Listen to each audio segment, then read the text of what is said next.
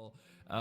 Coming into the drafting phase though, AVULUS coming through with some straightforward bans. They do take away the Batrider and the Razor, and then PIPSQUEAK will knock out the Treant and the Shadow Demon.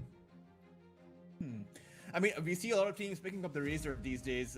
Treant Protector is also an S tier hero despite being nerfed ever so slightly. It wasn't a big nerf, but the Razor is definitely the one to watch out for. I assume at this point of the tournament, most teams will ban out that Razor. It's just not a possibility.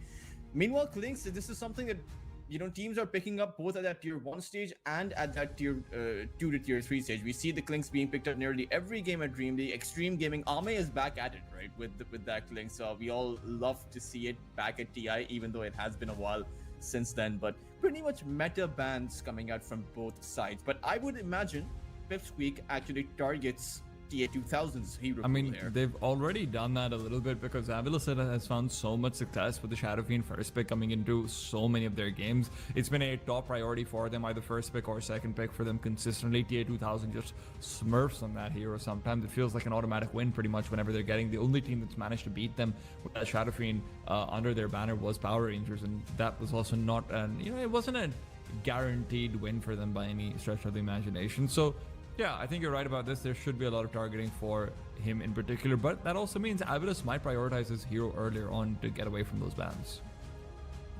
I would imagine a Largo is going to be in the works, but no, AVULUS actually start things off with a Wind Ranger. Does come in with some flex potential, but nowadays, ever since OG defined that carry Wind Ranger meta, teams are picking up the Wind Ranger left, right, and center. So I would imagine this is going to be a core Wind Ranger, and PIPSQUEAK seem to agree.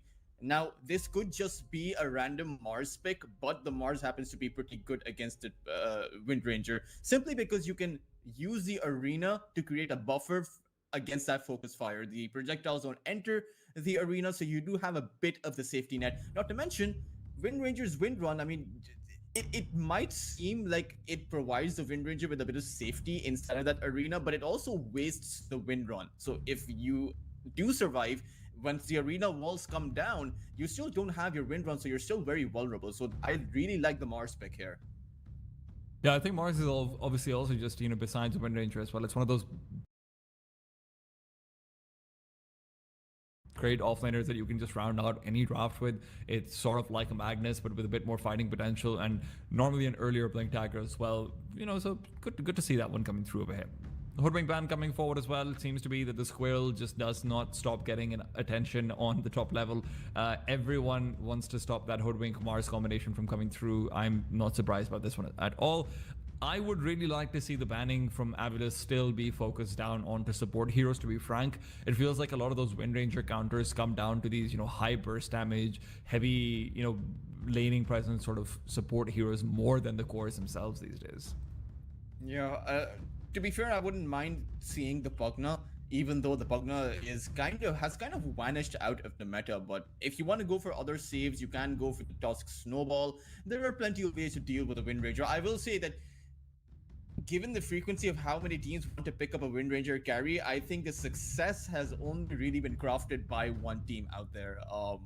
It's very much it's a specialty hero, right? And like you can imagine, not everyone can make something like the Meepo carry work out, right? Or a Meepo pick work out in general, right? There are very few names that come to my mind when I think like Yuma, for example, can do it, but it's not something that every team can replicate. And that's how I feel about the Wind Ranger.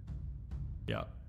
Omni-ban comes through as well. Again, there's been a lot of safe lane Omni that's being played these days. Both of these teams have actually played up position 1 Omni a couple of times. PIPSQUEAK in particular has made that a priority. I think it's also just a decent hero versus the Wind Ranger, right? In general, it can do very well for itself, but it is going to be the Tusk coming through, like you said. Good save versus Wind, also just, decent control. Very good at the laning partner with Mars as well. Natural synergy out of the Gahuzi, basically, for that one. So yeah, good stuff. I wonder how they're going to pair this Wind Ranger up.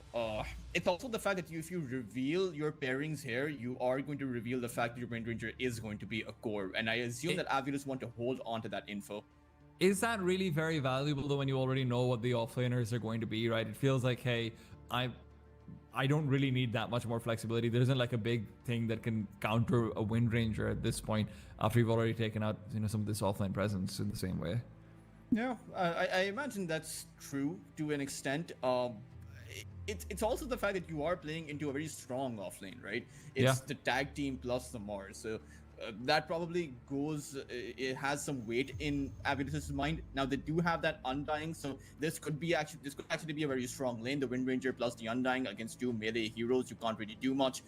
But Avilas, they're going to go for the Shadow Shaman. This is actually a scary amount of push potential coming in too. Not Yeah. just the Focus Fire, you can actually keep that one for yourself, but the Tombstone plus the Serpent Wards means that defending those towers becomes very risky now. So Pipsqueak, they either get heroes that counter push, that can push waves very easily, split push, or they pick up heroes that can fight head on against this kind of lineup from Abulus.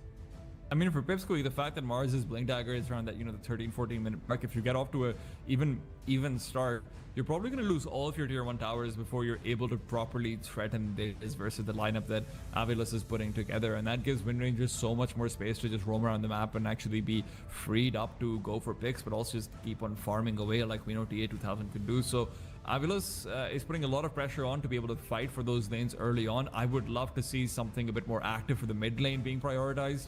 Something like a Puck or a Queen of Pain could really at least put some risk onto, hey, if we're going to try and grouping up early, those are the kinds of heroes that can punish you very hard and make you think twice about pushing a tier 1 tower. I would actually imagine an Invoker would be better. Puck and Queen of Pain are always going to be those kinds of heroes that are going to be good in just about any lineup.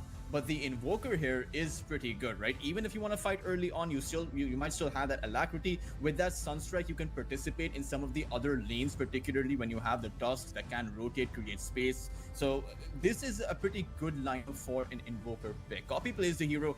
You have the Gyrocopter here now. I don't think this is going to be a support gyro simply because you have the Mars already, so you want to use the arena with the core Gyrocopter.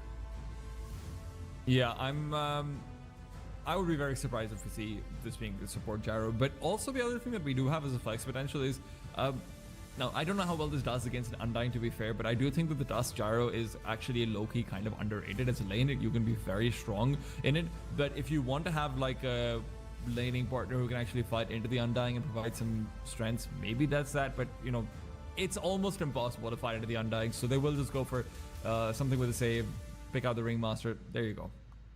I feel like I've seen this story before from PIPSQUEAK. I feel like I've seen this exact same roster being picked up by PIPSQUEAK. I just can't place my mind when it does. I mean, look at the amount of AoE that comes out is very scary in theory, right? The Ringmaster's Wheel of Wonder, the Call Down, the Arena, even the Tusk with the limited AoE he has with the Ice Shards, right? It's certainly quite a lot. Not to mention, one of the most niche and unique synergizing abilities that I see is the Shard plus Wheel of Wonder. Because if you think about it, there's only one way to exit the shards, right? And if you plant the Wheel of Wonder down there, it's almost guaranteed that you're going to land that taunt unless the opponents just face the closed end of the shards for the duration of it, which isn't exactly an ideal scenario. So it is something that's seen very infrequently, very rarely, but it's something nice to have.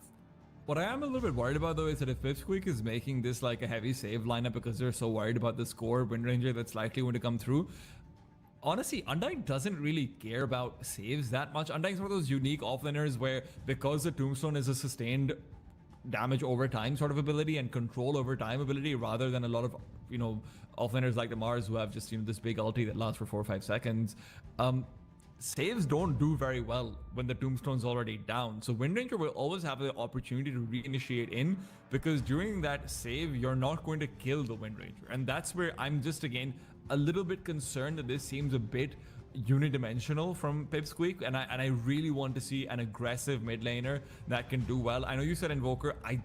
Invoker just feels like it would be too greedy for me. And to be fair, to add on to your point, it's not as if Avulus don't have any saves of their own. So what happens when you drop all of your AoEs down? With the Undying uses his shard save on the Wind Ranger himself, because that is going to be the biggest target. So you do have to be careful about how you initiate on PIPSQUEAK and not, put all of your eggs in one basket, because Avulus have options to counter initiate, and it's not a unidirectional counter initiation. It's the Puck that can constantly disengage and re-engage in those fights. It's the Wind Ranger with the Wind Run who can constantly go in and re-initiate. And it's the Shadow Shaman and the Undying too. So Avulus certainly have options against the unidirectional approach that PIPSQUEAK is coming in with. But I still think the Invoker is a pretty good pick. Now there are other options, of course. You don't have to go for the Invoker. All of the spirits are available: Storm, Ember, Void Spirit, however you want to go about it. So you can You want to go also spirits go for versus that. a Puck, Shaman, and Wind Ranger though? That's exactly why I think an Invoker would be much better. I mean, if you get caught, you're still dead. But Yeah. the Invoker is harder to get caught because spirits play risky. Invoker doesn't play as risky. Yeah, you do have the advantage of having some pretty strong frontliners, right, for PIPSQUEAK. So if they want to try and go off of this sort of backline play like you're mentioning for the Invoker, at least that bit of synergy definitely makes sense over there. The question is, what is AVULUS going to go for? PIPSQUEAK is pretty convinced it's going to be a position 3 that's going to be paired together likely with the Undying. I'd be surprised to see Shaman put in a lane versus Mars and Dusk. That feels like just, sending him off to the seas, never to be seen again sort of situation. Well, I had a feeling that was going to come out. The Largo, I'm surprised it actually didn't come out earlier. Largo seems to be, I wouldn't say broken. I would actually say that Largo is the most balanced hero that has ever been released by Valve. And the reason I know this is because Valve released a Largo in Captain's mode very early on. Normally, there's True. several months of trials that take place, reworks, but Largo never actually went through any of that. Yeah, they reworked the Kez, nerfed him to the ground, released him, and he was still broken. So, I mean, and also in Largo, the saves coming out, all you have to do is get to that Aghanim Scepter, you strum multiple songs, or rather 2 songs at the same time. The amount of heal that the Largo provides is what AVULUS want to play with, and the overall damage. And it seems like PIPSQUEAK, they want to play with copies Void Spirit. I'm not so sure about this. A Void Spirit comes in with, in my opinion, if you don't snowball off at the back of your Void Spirit, you're not going to have enough damage to overtake Largo's sustain that he will naturally provide. You also have the heals coming in by the Undying, not to mention, like you said, there is such big threat coming in from those shackles, not only from the Shadow Shaman, but also from the Wind Ranger. There's a silence coming in from the Puck, and any single time you are caught, you are going to fall. There's not too many saves coming in. Sure, you do have that snowball and that Wheel of Wonder, but you have to understand that when you do come in for the saves, you provide a window for the Puck to go in with the Dream Call, and you don't want to, through the save your buddy syndrome, lose your entire team. But it may just be a scenario where PIPSQUEAK are actually pulled into that rather than, intending on doing that. Look, one of the benefits of having the Void Spirit, though, at the very least, is it's probably the best Spirit hero versus back in lane. And I do think that's one of the reasons why they went for that, because right now, PIPSQUEAK is identifying a very clear win condition for themselves. Make sure that the Undying Shadow Shaman combination doesn't start snowballing, because if Largo can be allowed to build into an easier Aghanim Scepter, because all the tier 1s fall by, like, let's say that 17, 18 minute mark, if you can get an early Shard with Torment to control and whatnot, this becomes a very strong lineup from the AVULUS side. PIPSQUEAK need this Void Spirit to win this. They need any mid laner they would have picked to win that lane, to be frank. And Void Spirit, it does give you a pretty good chance versus the Puck at the very least. It does. It also depends on the itemization of the Void Spirit. Like, if you're to be going in, considering the amount of heal, the Largo is natural hero for vessel into perhaps say the Aghanim Scepter is probably going to approach. I mean, there's just this huge window, right, between the Vessel and the Aghanim Scepter, that 10 to 15 minute window where the Void Spirit just has no damage whatsoever. He's completely reliant on the damage being brought in by PIPSQUEAK, the rest of their lineup, the Mars, the Tusk, and they do have that damage. But the only question is, are they going to utilize that lineup in order to create pressure, or are they going to play it passive? In my mind, the only PIPSQUEAK that wins is active around the map. If you play passive into AVULUS' lineup, you're probably not going to win.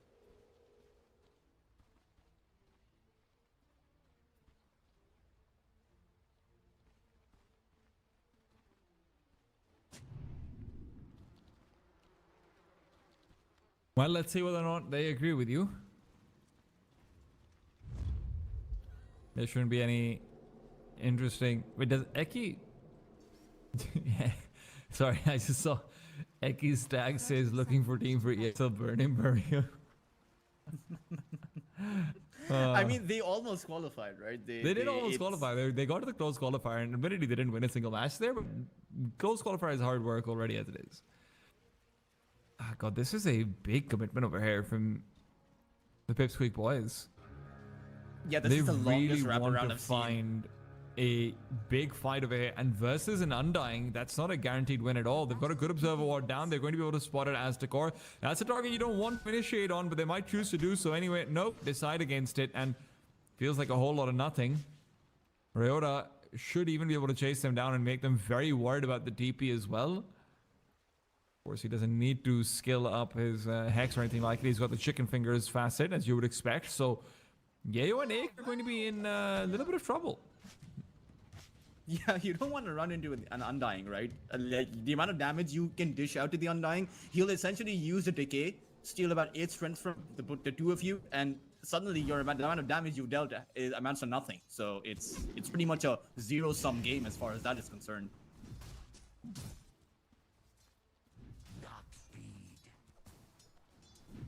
But this lane, Tita, Dire's courier has been killed. go either way, right? You can either get the Undying down or the Undying is going to get you down, but there's no other way about it.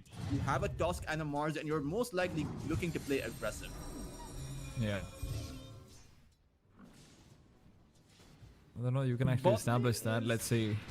Bot lane's going to be a difficult time over here for the Gyrocopter initially. Largo does a deceptively large amount of damage early on. He does, and it's also the Dispel, and not to mention, I only recently discovered that the Largo can actually lick himself, so he can actually apply a Dispel on himself too, and heal himself, so that's actually... One would assume that from the description of the catchy lick, you can only use it on others, but no, he can lick himself. You know, you can't lick your own elbow though. So there is that. I don't know if Largo can do that. He doesn't look like he's got the same limbs as I do. But we'll see. Okay, now we'll start to divert creeps away, which is never fun. Dark Lord bottom lane has to be very careful. And again, this laning matchup is not going all the best over here for the Gyrocopter. Although he will always be able to farm up and push out the lane at the very least because of the flak cannon. He just doesn't feel like he has all the same kind of threatening potential that Gyro normally would have. Ryota as well with the chicken fingers, making it so difficult for the Ringmaster to actually approach the lane and fight back either.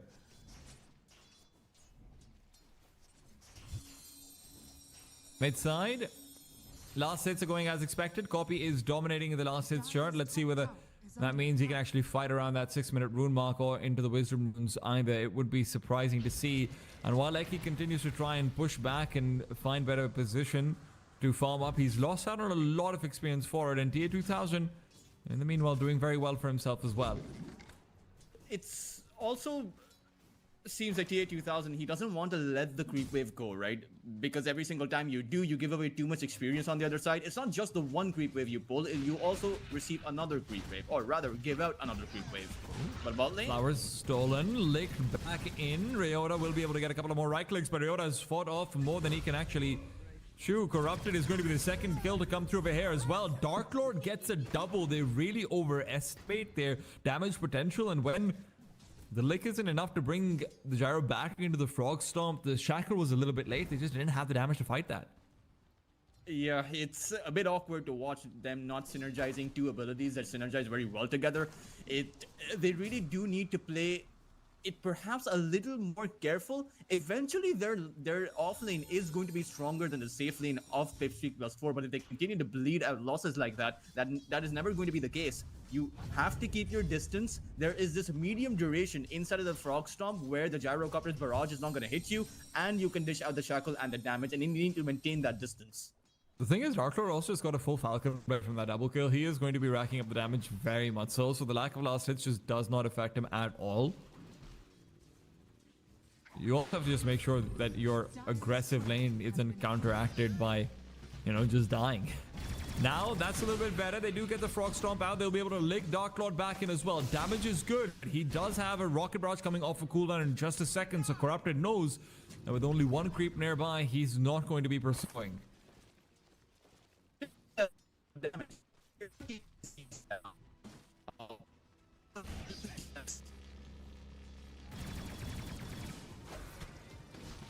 All right, bringing them back in. If you didn't succeed the first time over, why not try again? Dark Lord will end up going down. This is the benefit of having the offlane being as strong as it is with spam ability as well. As long as mana isn't being wasted, you're always going to be able to make that second go onto the gyrocopter as well. So good to see them getting that kill back, but PIPSQUEAK still not doing too badly at all.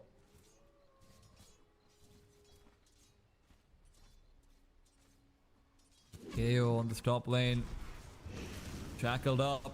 Blood Grenade is out, and with the Tombstone as well, maybe a bit of body blocking might be needed, but either way, TA2000 will get the kill. So where he was lagging behind in the kills department, he was leading in last hits, and now he's managing to catch up even over there as well. 6-minute rune will be up in 30 seconds. You've got to keep that in mind. So if you can get a good kill over here, that would be big, but the lick back onto Ryota will be able to bring him out of that shards. Eki rotated down below, but he's really just not going to have that additional support needed. And when he's level 2, he has to be careful that he doesn't just end up getting licked back into range. Ryota didn't continue the chase, so he's not going to be able to come through with a second shackle either. Asakor will be able to help guarantee that rune. Bottom lane, the Ringmaster trying to do the same. Ryota will die to the neutral creep as Aik was trying to move in. Rune is top side. It is a double damage rune, corrupted. Fighting Dark Lord is very strong as Largo fighting into the flowers. Dark Lord will just barely move out of the Frog Stomp though, Teltris. Largo has too much HP, man. He's such a good offlane. Teams considered playing him on the offlane rather than the support he debuted on. It's just the amount of sustain he comes in with. He is the ideal offlaner. And the only drawback is that he's melee, right? So the gyrocopter can actually trade with him relatively easily. Oh, bot side, you do have the fair out onto Corrupted. No mana over here either, but again, the Frog Storms is just a bit too much to deal with. So although you are able to push him back with lane pushing in, he doesn't care all that much at all. 7 minutes. Is there a Wisdom Rune fight to come through? Dual Race certainly wants it, but Copy's nearby. If Dual Race is going to be caught out, this could be a problem. Orbs forward, already out of that, so Copy is going to be extra strong. Do they want to fight in? No. They're going to forfeit it.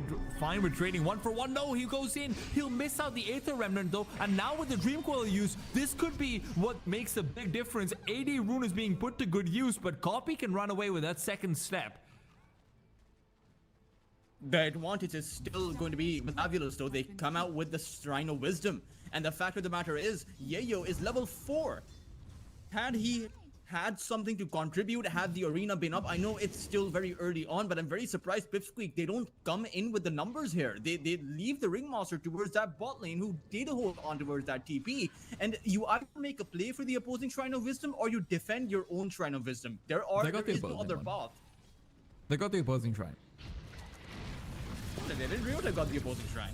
Oh, I'm wrong. Never mind. Sorry. They got the kill. You know, that's something they got. Ah, yes. Okay, sorry. Which is good. I mean, because they've been getting it quite a few times now. But well, it's the experience that is going to hurt them. They're playing with heroes that really want their level 6. Not to mention, their opponents are playing with heroes that really want their level 6. So who gets the level 6 first is going to depend. For AVULUS, is going to give them the push potential. For PIPSQUEAK, it's going to give them the fighting potential. Dual Race has been very lucky with the runes once, but he's gotten both runes on the top lane when Copy was contesting in bottom. First the Amplify Damage rune, now the regeneration as well. And, none of this harass really matters. Dual Race will just use out the regen very soon. Now this gyrocopter is not reaching escape velocity, but he's doing incredibly well in the network chart. Both the Copy and Dark Lord are racking up the gold. Like you said, there is a problem for this Void Spirit to be able to activate in time when he gets that vessel, and getting to that vessel initially is a hard part, but he's doing well for himself. Eki traps out Ryota. This should be a guaranteed kill over here with the call down. It'll be Dark Lord to also get the last hit. 4 kills now in the first 9 minutes. This gyrocopter is getting way too much for a lane designed by AVULUS to at least deter the gyrocopter from his farm, not achieving that objective. Instead, it's gone horribly wrong. And the gyrocopter has way too much farm, at least compared to the Wind Ranger, because you do also have to consider the Wind Ranger is not a flash farmer. The gyrocopter naturally flash farms through his flat cannons. The Wind Ranger is going to be going for a awkward Maelstrom build, and eventually you'll have some farm. Hey man, don't call it awkward, dude. It's okay. Everyone goes through growing pains sometimes, you know? I'm very curious about what this Largo is going to offer after having lost his lane this badly, though, Tulchus. I know that the Mars is also not in the best position, but Mars just feels like it's a hero that's always going to be able to contribute. Do they have an Aether Remnant over here? No, but there is a two-man Dream Coil.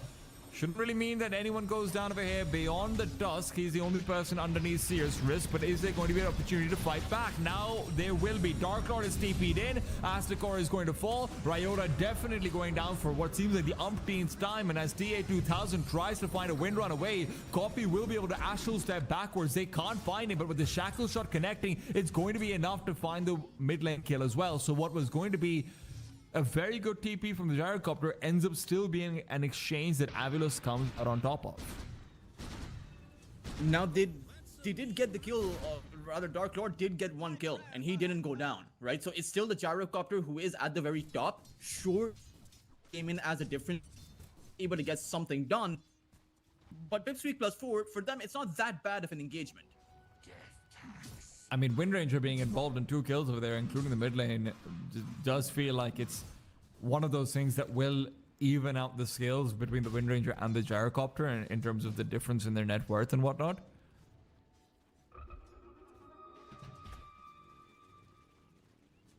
I wonder what the gyro is actually going to go for. Dire's middle tower For now, is he's... under attack. You know what would be funny? If the gyrocopter goes for a Manta style, because I know how much that triggers you. He's not going for the mantle. He's not. You know.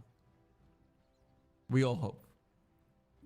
I But we do not know. I hope because I've been doing quite a bit. If I ever... top lane once again going on to Yayo. He should be falling over here. That focus fire is all but a guarantee of death. Although Magic Wand will give him a little bit longer to live.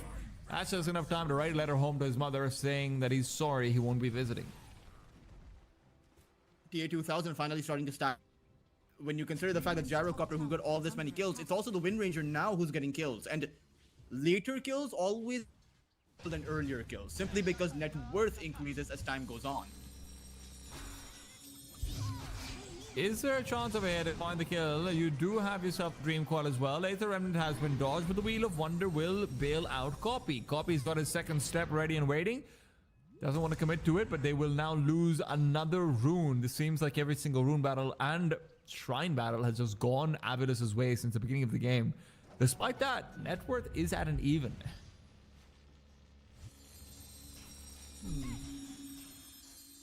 The Void Spirit is actually doing pretty okay for himself too. I mean, sure, he doesn't have the vessel yet, but he will have it in, well, I think by the next few minutes, and then their potential to actually take these team fights is going to increase. The only problem I'm seeing is the fact that they 2,000 right now, but they certainly do want to. Dire's bottom tower is under attack. Ryota's being given a little bit of mid priority so he can pick up his level 6, and that means TA2000 is under extra pressure. They can't TP back their Shadow Shaman in time. That lack of levels coming back to haunt them, and his Aztekor, well, he's got his levels, but that just means it's a bit more experience going out to the Radiant side. 2 big kills in a transition into a tier 1, as you were the team that was theoretically supposed to be facing down a pushing lineup. That's a problem. Radiant's Yeah. middle tower is under attack. And the win conditions for them was to take team fights, and they are certainly achieving that objective. The amount of times they're playing with Yayo and his arenas, single time it's up, they want to take a fight with it. And AVULUS, they're not fully understanding what PIPSQUEAK are doing. The thing for AVULUS is they're practically playing 4 protect 1 for their Largo being the protected one. Until he gets his Aghanim Scepter, you know, these skills are nice. Their Consolation, Ryota gets his level 6 as well, but you're going to need more soon, and now that bot lane is having pressure put on it, Largo, who continues to try and farm away, just doesn't have that much. He's still about, what, 1,200, 1,300 gold away from picking up. Oh no, they're going to lose out on the Shrine of Wisdom on towards the bot lane over here as well because of the Wheel of Wonder, and lose Corrupted on top of it. Dark Lord can chase him down. And find his Mega. Dire's bottom tower. Well, That's disastrous, Stalkers. that is a big disaster, in fact. It's, you know, again, we speak about net worth increasing. The Shrine of Wisdoms give more experience as time goes on too. So the 7-minute Shrine of Wisdom steal that AVULUS made pales in comparison to what PIPSQUEAK just did. Dire's bottom tower is under PIPSQUEAK is putting themselves in very winning ways, and I do just go back to the point that this feels like everything hinges around how that bot lane lost its lane in the same way that it is, and Now they're having more pressure put onto every single lane. RABOTYAGI just isn't safe anywhere. Dark Lord somehow gets that kill because flat cannon hits travel through time and space, and they'll get a tier 1 on top of it. Dark Lord has gotten so much, by the way, just in terms of resources. He's been allowed to get 8 kills, and I say a lot because obviously they're saving last hits for him and everything as well. 8 kills on the gyrocopter. He's on 9,000 gold in 15 minutes. That's insane. Yeah, it seems like he's gotten most of the kills that he's been presented, most of the last hits that he's been presented, and the fact is that they've gotten a lot of these towers too. So it's very much a scenario. It's a dream scenario for PIPSQUEAK+4, and it's a nightmare scenario for AVULUS. Now, the question then becomes, where is the big turnaround going to come from? Largo almost has that Aghanim Scepter, Dual Raise has that Witchblade, your carry tier 2000 almost has that Maelstrom, so you do have some nice weaponry to fight back with. The problem is, these are minor items, right? AVULUS's power spike is truly achieved when they have 2 or more items. The Puck still needs that Blink Dagger, the Wind Ranger still needs that BKB, so at least until when they get those, they can fight. But before that, it's going to be hard.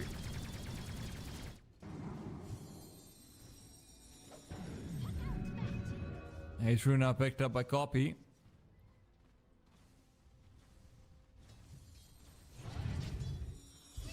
Doesn't seem like it's going to be giving too much to do with it. While AVULUS is racking up towards their next items as well, we do see... You said it wouldn't happen, Touchless, but we do see Dark Lord going for the full Montesat, and he does have, I believe, being delivered on the courier now. It's a very good timing for the Montesat, I'll say that. Like, listen, 16 minutes in, the Monta's actually a lot stronger over here than it would be in normal spaces, because obviously, you know, the Dispel just feels like it matters all the more, and he's already ridiculously tanky. Like, on Intel treads, he has 2100 HP plus a magic wand. I mean, the Mantis-style, when you're this far ahead, is okay. RABOTYAGI is going to take a bow, but the real target is tier 2000. And it feels like they don't miss out on any of these targets. Tier 2000 juking whatever she can, but with the Wheel of Wonder in front of her, there's nowhere to juke. Copy picks up his second kill as well, and he's not looked like he's done the most in the game, but frankly speaking, he has always been ahead of this puck in terms of net worth, and he feels like he's just giving so much in terms of finding these heroes across the map. This is an ideal Spirit performance that you're getting to see here. And that's what I mean when I say the Wind Ranger, you know, you may have this breath of fresh air when you're inside of the arena, you're using the Wind Runner and you're you know, laughing at the Mars and you're like, haha, you can't touch me. But when the walls of the arena come down, you realize you don't have a Wind Run either. And suddenly, you're very vulnerable and you don't have any movement speed. You're going to get taken down in that spot. Well, maybe a chance of a head to fight back. If they can find a kill on the Copy, that's a big one. Copy won't die without at least getting something done himself. There's going to be a quick save as well. Good dodge on the Dissimulate for the silence, but Copy can't Astral Step away. It had just come off of cooldown, but he was just within animation. He couldn't get that done. One of the lesser known aspects of the Ringmaster's escape act coming to play there, the Wheel of Wonder, or rather, sorry, the escape act gives you phased movement speed. So it's a scenario where you can actually run out of the Serpent wards with, otherwise he would not have been able to do that. So that's probably, that's my first time actually seeing that aspect of the escape act actually saving someone's life. Normally it's just the overall burst of DPS that comes through that you avoid, that usually saves someone. I mean, he also manages to walk out of the Dream Coil, right? That's obviously one of the big ones too. Iota. Sorry, buddy. I know you've had a tough time. I know it's been difficult days for you, man, but you... Chin up. It'll get better. Maybe. Well, he likes to be the chicken more than he does the Shawn, so... That's at least the game right now. For the unfortunate position 4. And the fact of the matter is, they can't push. How are they supposed to push? They can't even fight. They can't cross the river. They can't contest Roshan. They can't go for the Tormentor. They can't do a lot of these things. It is... Only one hero on the map has 5 digits net worth, but that is Dark Lord. The rest of their lineup is struggling. I mean, the Largo is about 7,800, and sure, he is above that of the Mars, but the problem is, what value are you gaining from the Largo, and what value are you gaining from the Mars? Quite simply, Yayo, all he needs is that Blink Dagger. Look, the Largo needs quite a bit. Mars right now is 1, 2, and 5, and it feels like every single contribution he's had has been like kills onto the tier 2000 Wind Ranger. Corrupted is 1-3-1 on the Largo. Both of those kills were in the laning stage. Now with the smoke up, they really want to fight. Now, this isn't a bad timing to go for the smoke because they will now be looking for a hunt onto Dark Lord. Can they get there in time? They will never even have the choice. Eki will sacrifice his life for his carry. That is a completely wasted smoke. I mean, he appeared through the gate at the most awkward timing. Sometimes Due to the walrus nature, right? It's you're on a boat, suddenly a walrus appears on top of I your don't boat. think that's a walrus thing. That's never happened to you? No. It happens to me so often. You do Should go come out on with me boats more. You do go on boats more often than I do, to be fair. But there are I'll no tell you walruses something there, just interesting for though, because you know everyone. we've had the task go forward. We've got a technical timeout.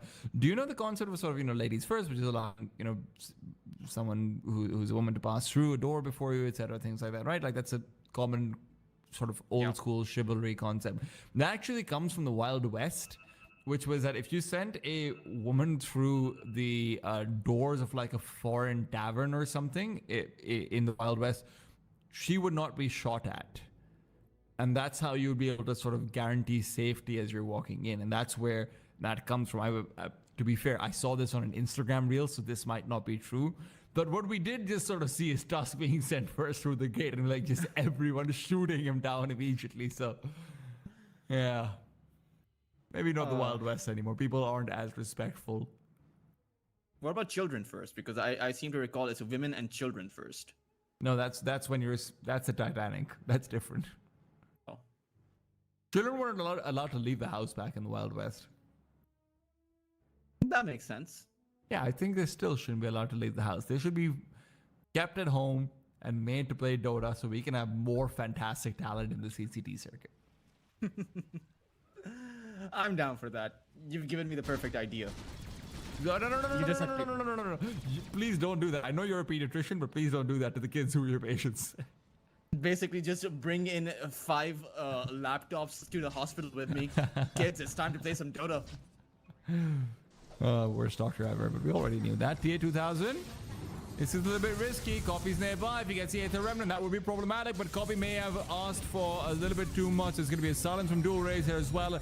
And now that's 2 big deaths for Copy, almost back to back. He is going to fall very far behind as a mid laner. And despite them having the Aegis, I have to say, Avulus has done a good job of this. The Aegis will have maybe about 2 minutes left on it before PIPSQUEAK is ready to set up for another fight. So Avulus has a window where they can continue to whittle down the time on that immortality. No, it is surprising that Avulus are able to fight back so hard, especially against PIPSQUEAK+4, who are now playing it passive. Ever since Eki died towards that Tormentor, it seems like they've been caught time and time again. Now this is a good fight back for them. Ryota's going to die immediately. If TA 2000 can be caught over here as well, that would be big. TA 2000, BKB's up, doesn't matter. The wall response will make it completely useless, and they're going to be able to right-click her down as well. One more will do the trick, and Dark Lord is on a monster kill. TA 2000 just not getting enough done over here. Asdekor is going to be found as well. There should be yet another quick kill coming through. So all of the extra time and space they were able to fight and buy away from the Aegis, that's not going to mean much at all. Middle tower is under attack. Meanwhile, you're looking for salvation, you're looking for your mid laner, but true to the fairy dragon's name, he is a fairy. So he is farming away in the jungle and not really there to help out his team, who has activated his BKB, gone all in the fight, and there is no way out apart from your puck coming in with a dream call to at least create a buffer so that your carry can make it out of that safe. None of that happened. And unfortunately, that was a full 9-second BKB wasted. It puts you so far back because now you can't even defend your tier 2s. Under attack.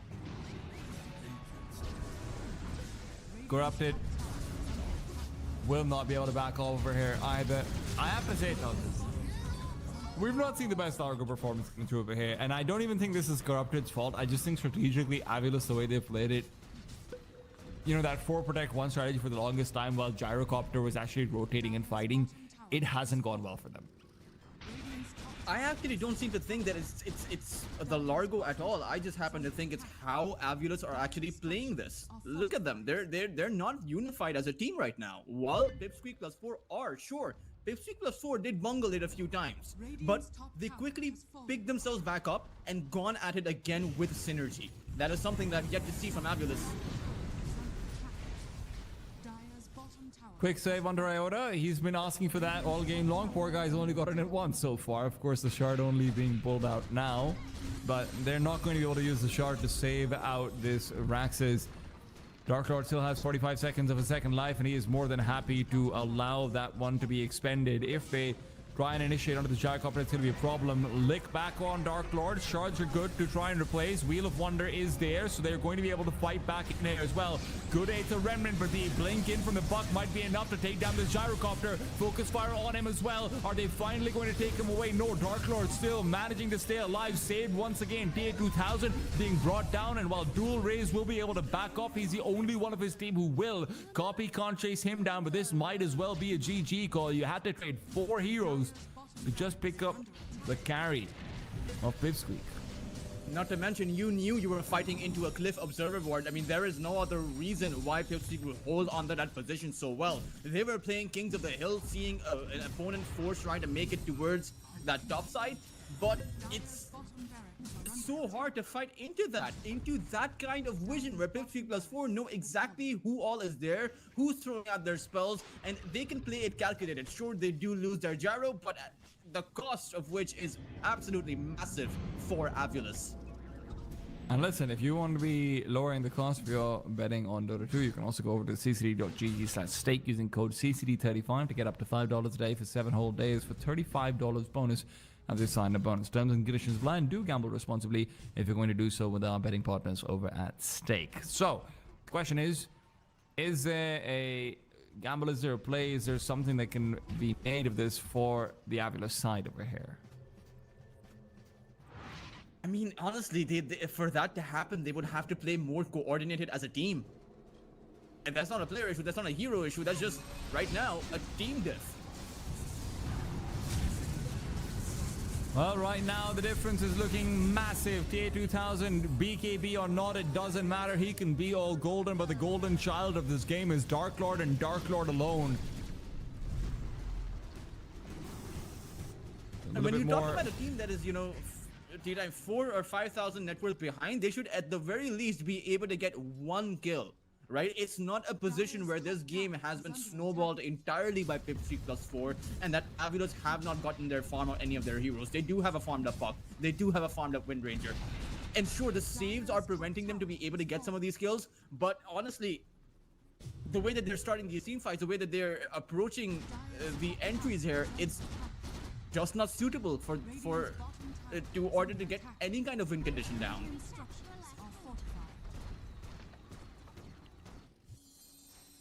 Yeah, this is troublesome for AVULUS, to say the least. Dire's top tower has fallen. I like how Julius still feels confident though. That's what you like to see, because it is a best of 3. You know, it doesn't.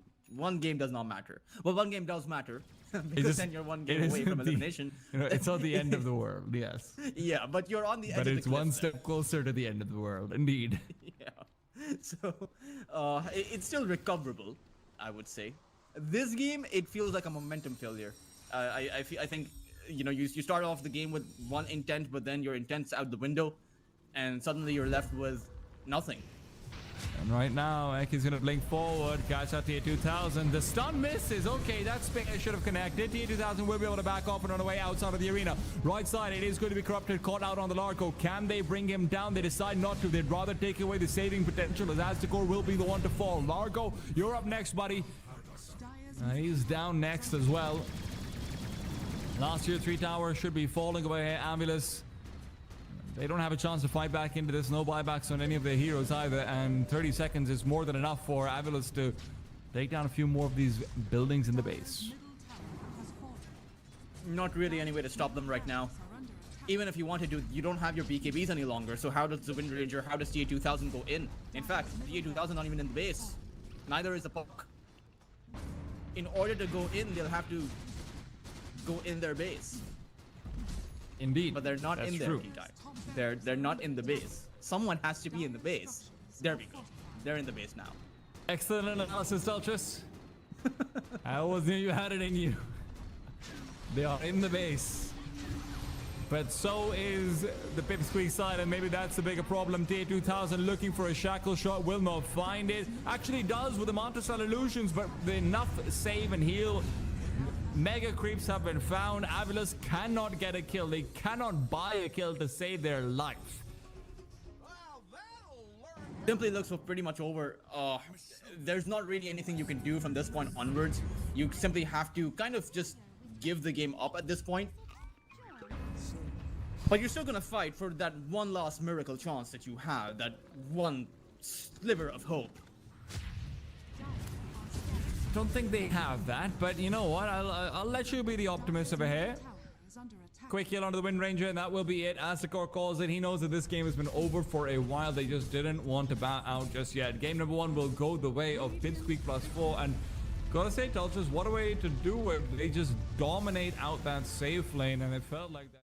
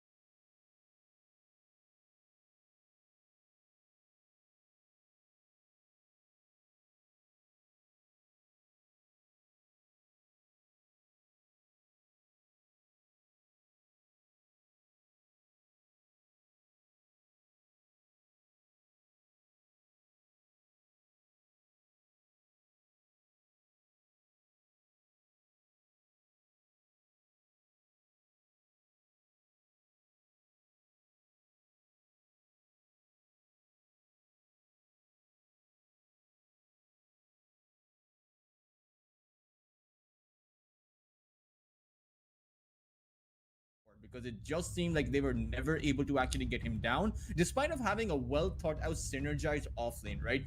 The Largo plus a Shadow Shaman, the idea is simple. You lick someone into your Frog Stomp, you use your Shackle so that all of the 7 mini stuns, they do land on the gyro, but that never happened. They attempted to do that, but it was just countered out, and they ended up falling instead.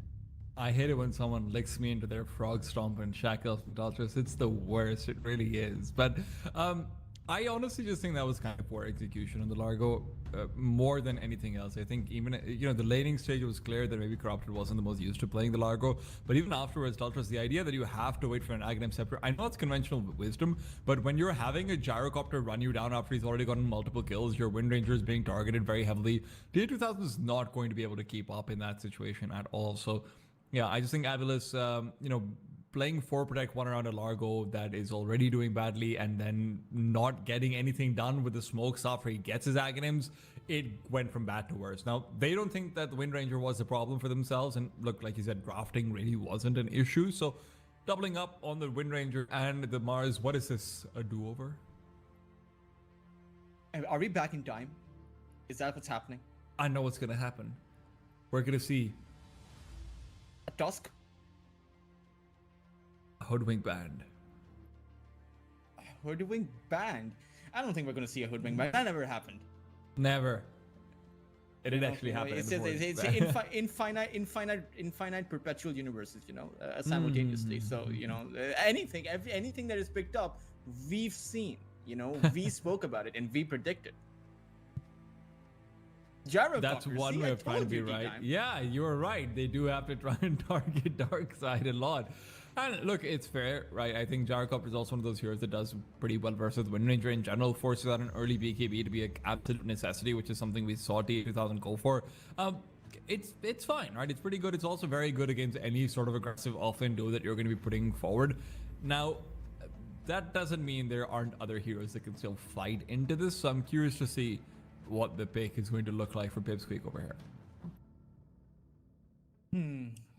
I mean, honestly, you can just go for the Tusk. It's not banned out. It's still a pretty good pick. You can play with the Mars, you can play with the or rather your carry, and it will still work. And I think AVULUS is not going to go for an Undying. I think AVULUS will switch their own safe lane support. Maybe just go for Avilo, one of the trial tested supports that do really well against the Tusk. And in fact, maybe even well against the Mars, because jumping in is not going to be that easy. Not to mention, you can drop the mazes inside of the arena itself, and whoever's inside the arena, they're not going to have an easy target to go on whoever is skewered up. So it is a good hero. I wonder if they're going to go for it, but let's see. I wouldn't have imagined AVULUS go for the Wind Ranger again, having lost with it. Sure, it wasn't DA 2000, it wasn't any of their players individually, but still you want to start off with a fresh hero pool. And DA 2000, he knows how to play with a lot of those carry heroes, right? It's not as if he's a Wind Ranger specialist. He's a specialist of many. Yeah, I'm curious as well.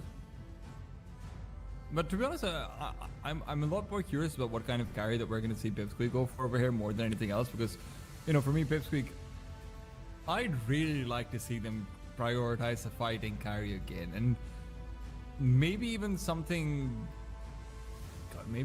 like a train, what I'm saying, like a Templar Assassin. Actually, I wouldn't hate over here, even if it's not the best versus Wind Ranger always, but it does just feel like one of those things where the way I've seen Darkseid play, if he gets off to a decent start, he just fights with the rest of his team constantly again and again, and he is one of those heroes that can do very well at that. So I'd love to see just a fighting priority being put down, but Hoodwink is going to be picked, not bad. I mean, you did predict the Hoodwink coming out. It's a decent enough hero. The only problem is I'm not seeing them account for what they want to do, right? Last game, they tried to account for what PIPSQUEAK were trying to do. What is going to be the AVULUS game plan? That is something I'm more interested in, because PIPSQUEAK+4, they're pretty much going to go at it the same exact way, right? You see it in the picks. They're not really showing any signs of changing anything up. Even their bans are entirely the same. It's they have their eyes set on what they need to do. How is AVULUS going to be any different?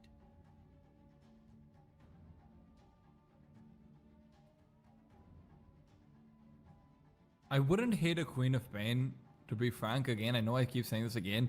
Buck's also very, very good here, don't get me wrong, but a Queen of Pain does feel like it also gives you a little bit more comeback potential, and it's definitely a lot more, you know, burst damage and gank heavy. So whatever you go for on the PIPSQUEAK side as far as the carry is concerned, even if he's having a good lane, you will be able to target them down a bit more effectively, in my opinion. Phoenix pick over here that comes out as AVULUS continue to change things up a little bit more. The Beastmaster actually comes out from PIPSQUEAK+4. This is going to be a mid lane Beastmaster. Could also be a carry Beastmaster, even though I've only seen South American teams run the carry Beast. Most teams now run that mid lane Beastmaster. And honestly, the mid lane Beastmaster does struggle against some ranged matchups. Now, it does mean you can't go for a melee spirit. You can't go for most melee heroes out there. But the Puck, Queen of Pain, like you mentioned earlier, those are heroes that do really well. And I think the Queen of Pain is particularly good. I think the Queen of Pain and the Puck are particularly good here because you do have 3 melee heroes on the other side, 2 of which are going to be the cores. And this Phoenix pick already is going to work out. You have the Hoodwink as well. So it does seem like they have quite the answers to this kind of melee fiesta that PIPSQUEAK+4 are bringing in. Buck's also just generally pretty good over here as far as you know, just synergizing with the Hoodwink and the Phoenix is concerned, not to mention even with the Wind Ranger Shackle Shot, it's not terrible at all. So I'm curious to see whether they go for that, even if I do prefer the Queen of Pain. But yeah, Dazzle comes through, lots of saving potential, lots of heal. That's pretty self-explanatory. It helps you set up for a potentially very aggressive lane as well if you really wanted to. I think the Dazzle is one of those heroes that takes a back foot but offers a lot of synergy with that Beastmaster, right? Just making sure that you have that grave up and the Beastmaster can play as aggressive as he wants. What the problem that I'm seeing from PIPSQUEAK+4 is that they have no one that can actually deal with the egg. And in fact, AVULUS are going to go for a Storm Spirit. I would not have imagined this one to be the pick for the mid lane. I mean, there isn't in that much control, but it's a scenario much like last game where if you get caught, that if is obviously going to be less risky here now because you only really have the roar that is going to be the guaranteed mechanism to lock down that storm. But if that roar hits him, he is probably going to die. You know, the arena is going to follow the spear skewer, the walrus punch. So there's going to be quite a bit thrown at the Storm Spirit. And I think that already is going to be a bit of a contrast compared to that previous game because yeah, last game, it was GA2000 who was the focus for PIPSQUEAK+4, but now it has to be the Storm Spirit. Yeah. I just think the Storm Spirit does come in with one more issue with it, Ultras, is that its time to activate is a little bit higher than maybe you'd expect. You know, what you were discussing with the Void in the previous game was that obviously until you get the Vessel, you're not going to be doing that much. Storm is super heavily reliant on the Witchblade. And now you have a Wind Ranger who also has a time to activate. You've got a Storm who also has a time to activate. You've got, you know, a Phoenix who needs that level 6 really badly. I'm seeing this 8 to 11 minute mark that could go really badly and just destroy anything AVULUS has for their first 20 minutes. Not to mention nowadays, Storm Spirits like to go for the Guardian Greaves, right? You go for the mechanism, then you go for the Arcane Boots, then you go for the Guardian Greaves. So it's already a kind of, you know, the Storm Spirits in the meta have lost a lot of tempo because of that, where they don't actually have too much damage output. So by the time you do get that Witchblade, it's usually after that 16, 17, 18 minute mark. And you're right, it's going to present a big window for PIPSQUEAK+4 to do more of what they did in that previous game. And ironically enough, AVULUS, they don't even have the pushing lineup they rely on this time around. Last game, it at least had the Undying, the Shadow Shaman. This game, they're playing the team fight-oriented lineup that can't fight as early as PIPSQUEAK can. Yeah, this could be interesting to see how exactly they want to play this one out. Now, the one benefit is that you do have a very good lane matchup for the Storm Spirit once you start to get, you know, around that level 5 mark or so, especially. Before that, it feels like Beastmaster can still do quite a bit of damage to you before that. So let's see what exactly they end up going for. No surprise over here that we do see the Templar Assassin and the Troll Warlord being banned out over here for AVULUS, but they will be going for a Largo themselves again. I go back to the same point I made, Teltros. It's about time to activate, and every hero except for the Hoodwink has a time to activate, and that's about 14 minutes. That scares me, Teltros.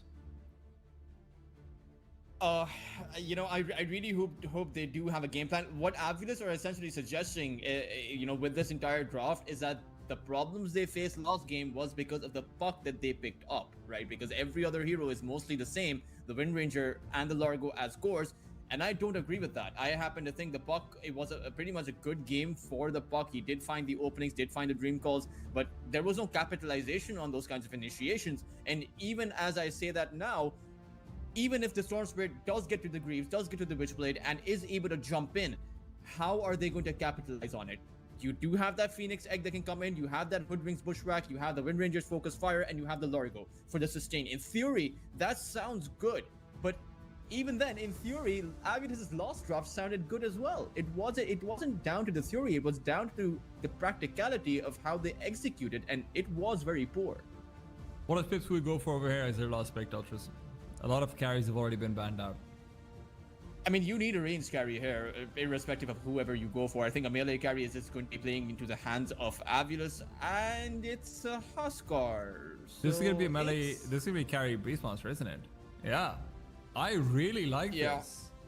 I mean, it is a pretty strong hero. You're also playing into a melee hero. You're playing into a Largo who does not have the ability to take out those boars as easily. I mean, the Largo has the Lick and the Frog Storm, but not really too much apart from that. It is still going to be interesting because I haven't seen too many European teams go for the carry Beastmaster. It's something reserved in the South American scene. All right, Dodgers, I'm gonna cut you off. All right, it's Huskar versus a Storm Spirit in the mid lane. I know you're an avid Storm Spirit enjoyer, Dultrus. Is that an enjoyable situation to be in? It's really not, but I can see it going badly. Not in the laning phase, but I have seen, you know, there's always this window in like when you're playing against a Huskar where the Huskar can get too overconfident, can overextend because you want to dive those towers, you want to play around those towers because you always want the kill. Pushing someone out of the lane is not good enough for a Huskar. It's actually getting kills that scratches the sweet spot for any Huskar, and that presents a window where you can counter initiate, where you can potentially take the Huskar down. Is it going to be easy? Of course not. But you're at this stage of CCT. It was never supposed to be easy. Like, things are going to get harder. You think your next matchup is going to be easy? Like, it's not. Let's not get to the next matchup just quite yet over here, but I'm right there with you. It's supposed to be getting more and more difficult, but Ultras, I still do think the problem over here is that Avulus has a win condition where they need to be coming alive after 25 minutes and winning there. I just don't think you can win this game before the 25-minute mark, and I don't mean win like end. I don't think you can be in a winning position versus a Beastmaster Huskar combination. It is a very mid-game oriented lineup, though. You know, you have to consider the fact what happens when the Wind Ranger finds his farm because you are playing against melee heroes. If you land that shackle on the Huskar or you land that shackle on the Beastmaster, should be able to take them down.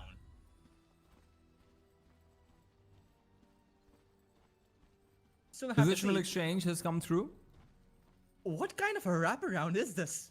We've seen some pretty wild raps, to be fair. 30 seconds. Right? Like, we got some Eminem fans.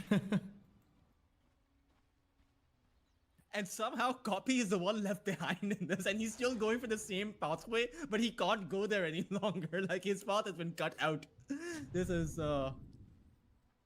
yeah, you think that if Avulus were to come across PIPSQUEAK in this position, they would think about the trajectory of how PIPSQUEAK actually got there? Because I would imagine that PIPSQUEAK just went through the triangle, but if I was, I would not have thought that they went through our triangle. Is Copy in trouble over here? Shouldn't be. Ache is nearby. He's fine. Yeah. He is very low, though. Yeah.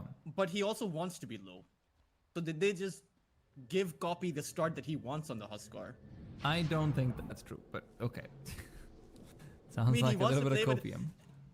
He's playing with his Berserker's Blood at the level 1 mark, right? He wants to be low on HP.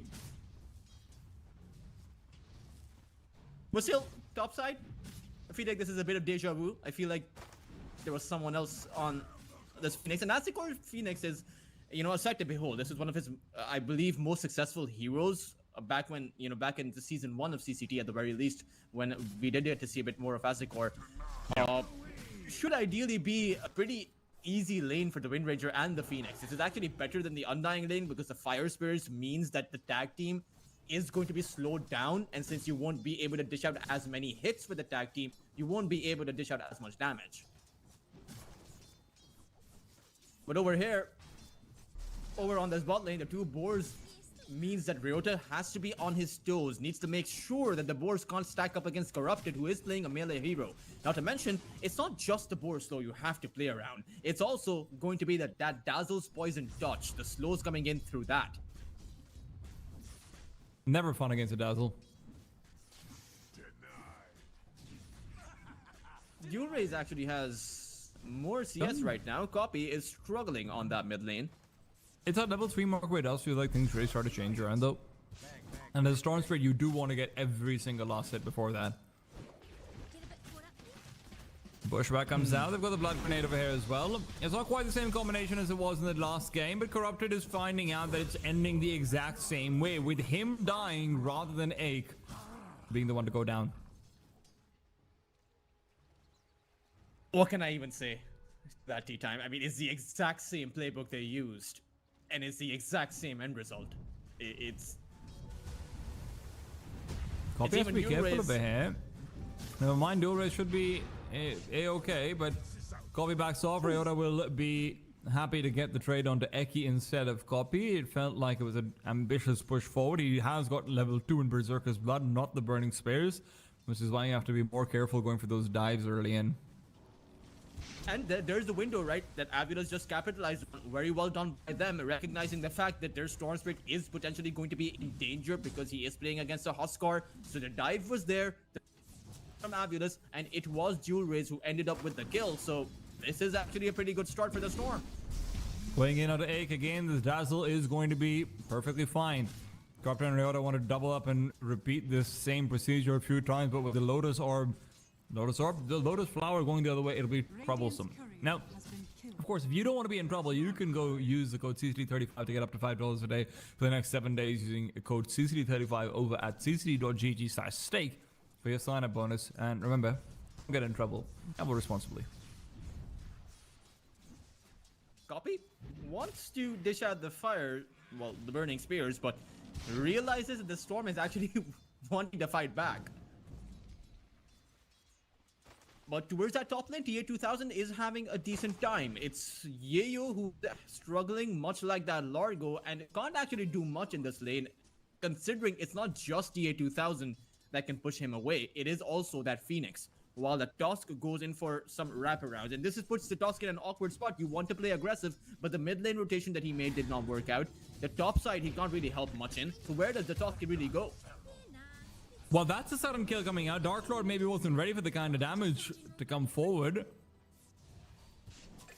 Quick branch plant, and then that'll be enough. Meanwhile, Dual Raze is saying goodbye. Eki hunted him down behind his tier 2 tower. And Ake is feeling like he might do some of the same. Ryota, this spell is enough to get the poison touch off of him, so Corrupted's Lake is going to be the tongue of life, I suppose. Very well done by Eki. I mean, oh man, normally, so you're supposed to snipe couriers at that location, but he was sniping heroes. That is very impressive. At the same time, for PIPSQUEAK+4, you know, they did lose the Beastmaster too. And one thing that I noticed is that the fact that their Dazzle, AIK, alright, Ike, he didn't go for the Shallow Grave. Perhaps he should choose to skill it up. Eki's going in again onto Dual Raze all alone, TPing away. He's going to survive. I'm sure that there's a lot of things Dual Raze is saying to Eki in his heart right now. None of them are safe for broadcast, I can guarantee you that much. Largo also teleports away. And this is what you need to do, right? For Eki, he recognizes this so well that honestly, I am really impressed by it. The fact that your top lane isn't doing anything, you can't do much over there either. You can't help out your Mars, so you're now doing other things. You tried the mid lane approach, it did not work. But there are multiple ways to be a thorn on the backside of that Storm Spirit. It's not just showing up to the lane to try to get a kill. It's also disable his jungle farm. It's try to take him down when he's going back to the fountain to heal up. Look at the Observer Ward that Eki has planted down. It allowed him to actually make that play, steal away the neutral creeps that the Storm Spirit got.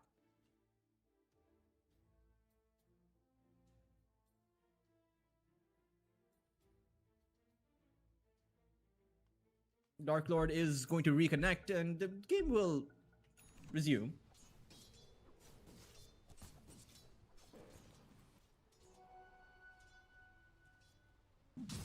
I wonder if Yayo will actually go for a Yule Scepter first, or if he's going to go for that Blink Dagger, because going for the Yules first is not that bad of an idea against a hero like the Storm Spirit. It gives you that setup to skewer Dual Rays in place, as Dual Ray is still level 4. And another thing, T-Time, is you do have to note, a lot of the lost hits that we see on Dual Rays, the 24 that he has, we don't know how many of them are actually neutral creeps, which traditionally give less gold than lane creeps do. I hate it when you get all calculating with me, but Eki might have calculated this wrong. Now, he will end up going down, but at the same time, that's a lot of heroes. He does give a lot of gold and also a lot of experience. I mean, Yulraze is going to be pretty much happy about that. He is level 5. But they need to be careful, Avulus, because there is a life break on Copy right now. He has his level 6. And also his illusions. Now look, TA 2000 has been given a pretty much, you know, 1 versus 1 lane because of this, and against some Mars, you're going to do very well as Wind Ranger. He needs to be a serious factor over here for this game because in the last one, frankly speaking, he just wasn't. Well, he can't force himself to be a serious factor, right? He has to get that farm. There is no other way other than achieving that Maelstrom and BKB timing. Maybe even needs more in this game than just that BKB, because there is that roar.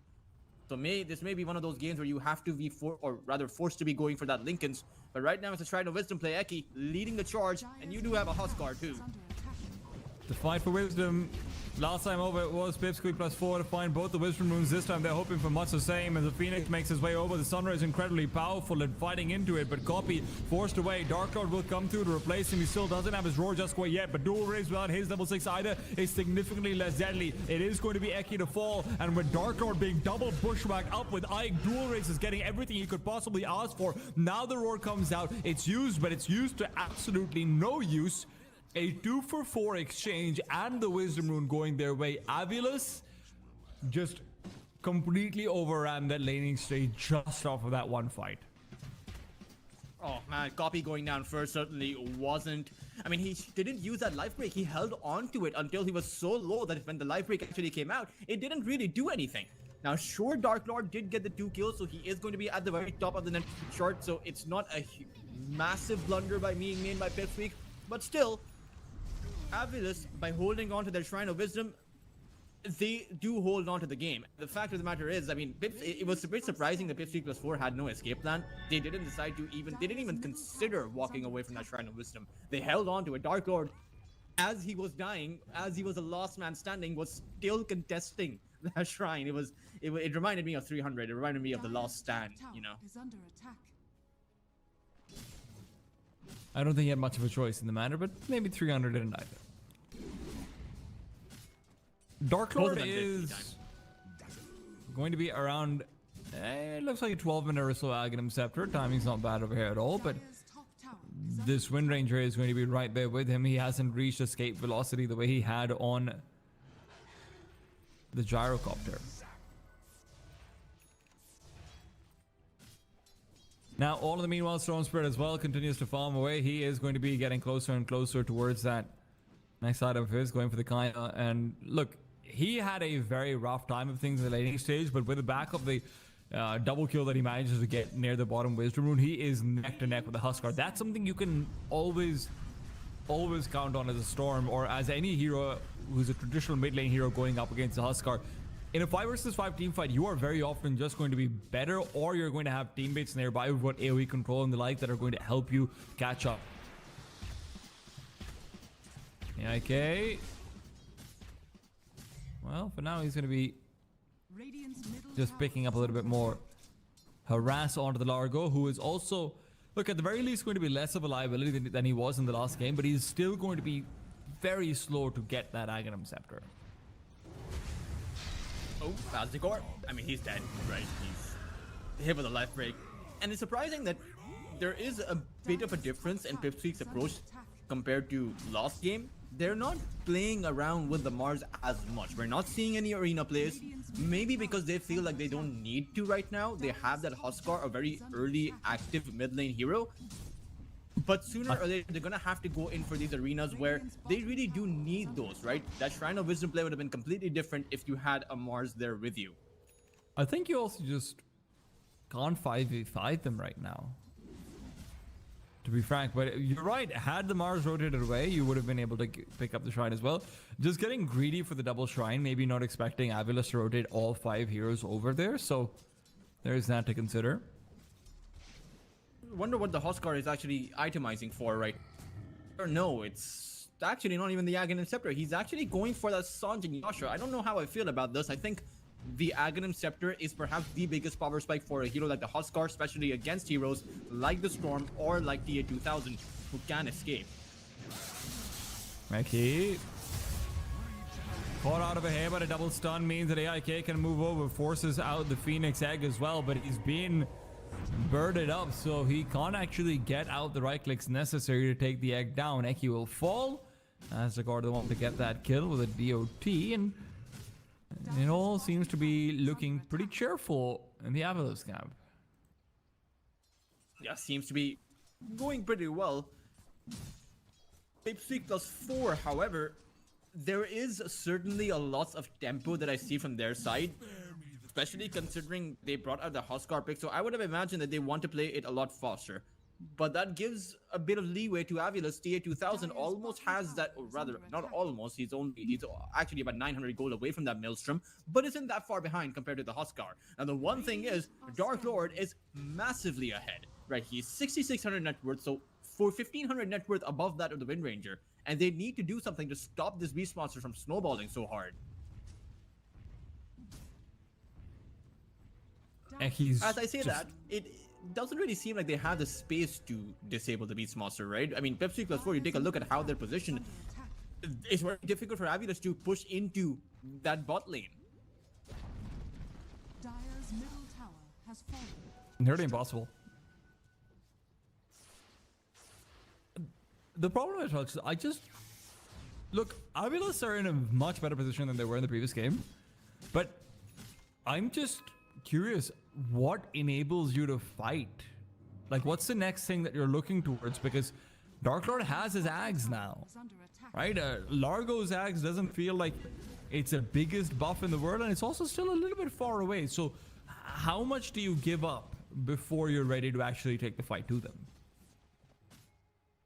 It's a good question. And honestly, it kind of feels like every single time AVULUS get a power spike, PIPSQUEAK+4 get a stronger power spike, right? Largo Scepter that we talked about, Dark Lord has his own Scepter.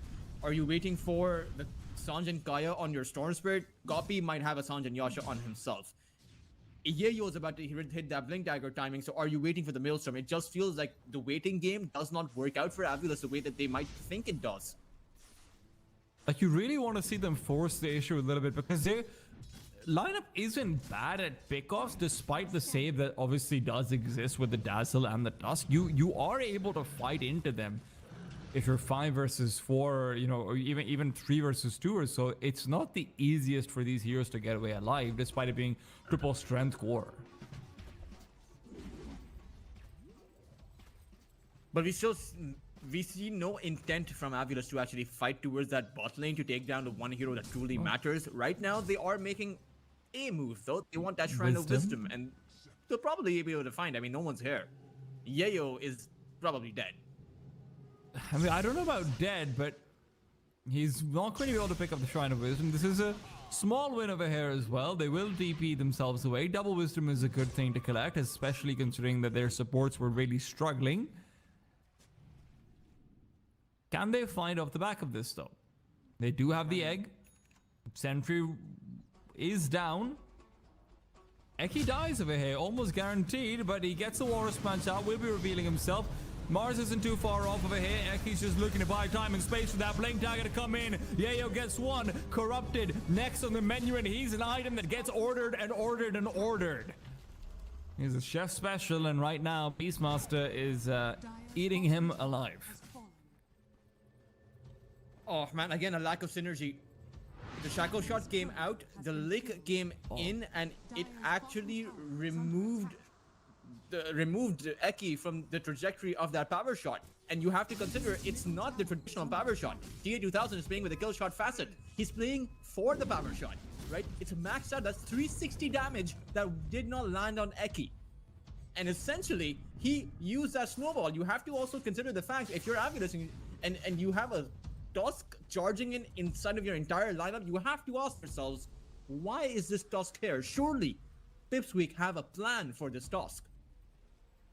Don't look a gift horse in its mouth, Deltrus, or don't look a gift horse in its the blink Trojan dagger, horse I suppose. has taught us something, you know? It's you have to learn those lessons. Well, what I've learned right now over here is that it's pretty hard to stay alive as a Storm Spirit. Dual Rays, even despite the neutral creep assist coming in, he just gets knocked out of there. You get roared, you die. That will be the theme for Dual Rays. That will be the theme for anyone on AVULUS' lineup because Beastmaster, he's simply too far ahead. 10,000 in terms of net worth, and it really feels like a scenario where, remember last game you were talking about how the gyrocopter, how Dark Lord was getting all of those kills, all of those last hits? Well, this game, he hasn't gotten any kills, but he's still at the very top. Goddamn, Dark Lord just built different, man. Yeah. And Deltrus, I'm very rarely right in my analysis, so I will go back to the one thing I said.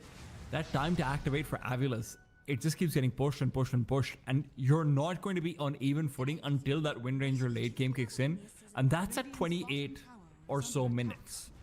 You're not surviving till 28 minutes at this rate. I don't think there is a time to activate anymore.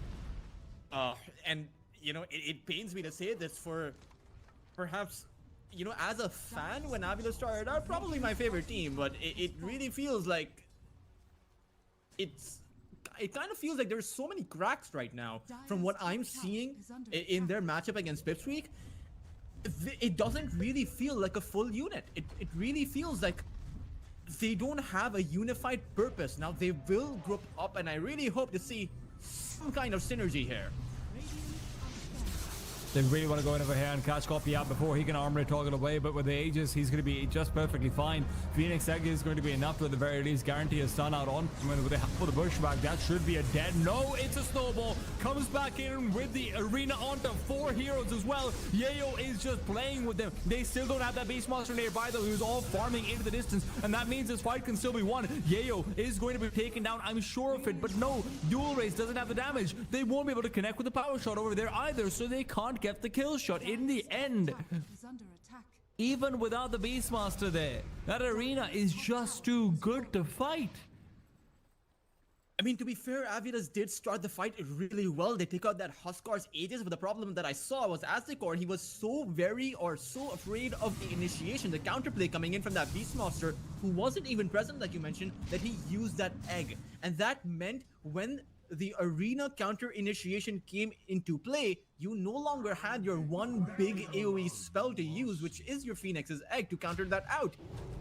And when all is said and done, by the time the Dark Lord shows up, AVULUS must bow. And that is not going to change as time goes on.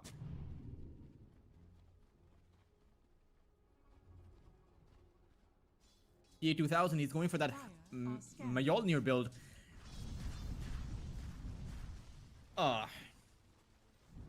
He's going for a Crimson Guard. He's going for a Crimson Guard. Oh man, I don't even think there's enough damage on AVULUS to go through the Crimson. I think Dark Lord is going to be running around with the Crimson Guard buff on him. Sorry, oh my god, Copy is going for the Crimson Guard. Okay, yikes. He's gonna have that like in a minute. Yeah. I mean, it's always interesting when a Huskar doesn't feel the future threat from the other side not to go for the Aghanim Scepter, because it's essentially a guaranteed kill if you land that Aghanim's life break on the Wind Ranger or the Storm or maybe even the Phoenix. But he just does not, you know, he's not sweating. He's playing. His hands are still cold. AVULUS was looking for a fight. They don't realize what they've walked into.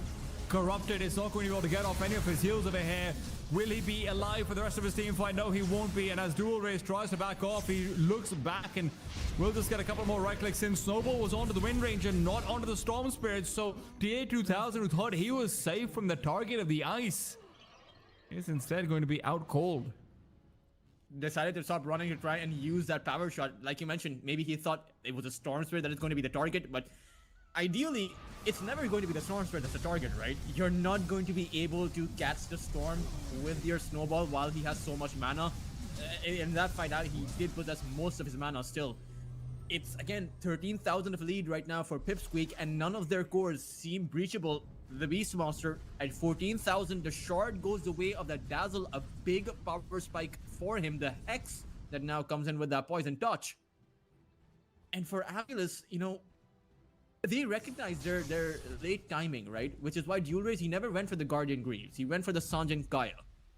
But still, it just seems like it's a too little to nothing kind of a play. Yeah.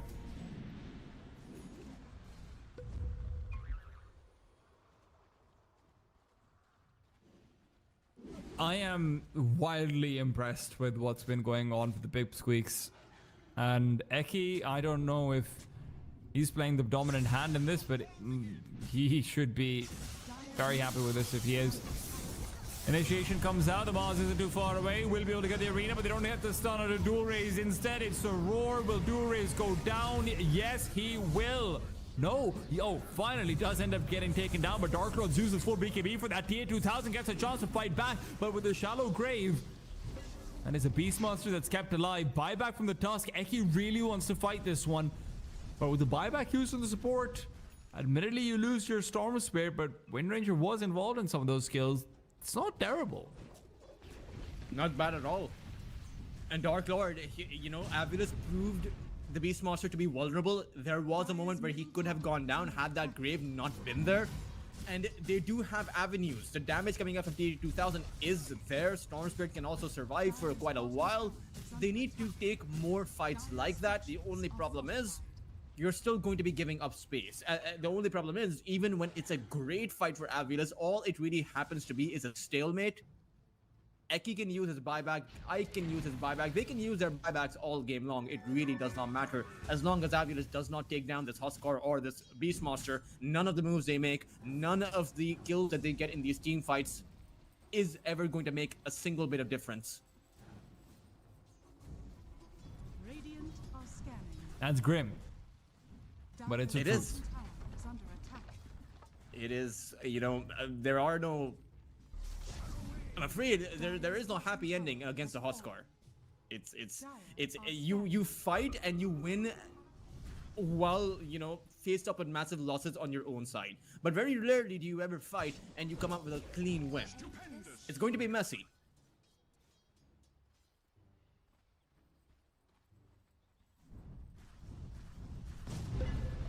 At the very least, it does still feel like you do actually have some damage for TA2000. And with his BKB around the corner, if Corrupted doesn't get gone on, if Dual Raise is the focus, he's pretty tanky himself now as well.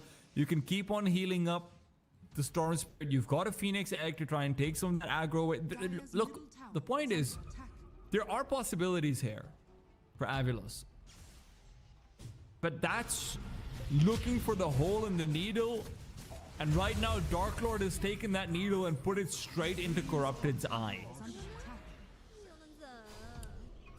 Ryota even held on to his bushback. He second guessed himself. He thought that, sure, Dark Lord would have used his BKB, but he still did.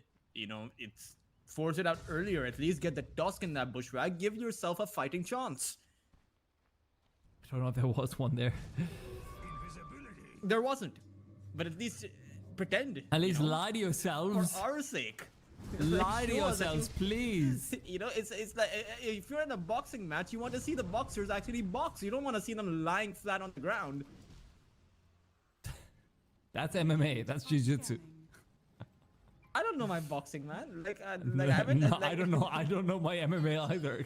I played Dota, dude. I'm just imagining what lying on the ground sounds like. Now, Radiant's bottom tower there is no Beastmaster here. He's next to the Storm Spirit. He blinks in. Storm zips away on that bottom lane. A little bit lucky to not be caught out, but with Dark Lord having that Orchid, he's consistently going to be a threat for the Storm anywhere little blue man goes.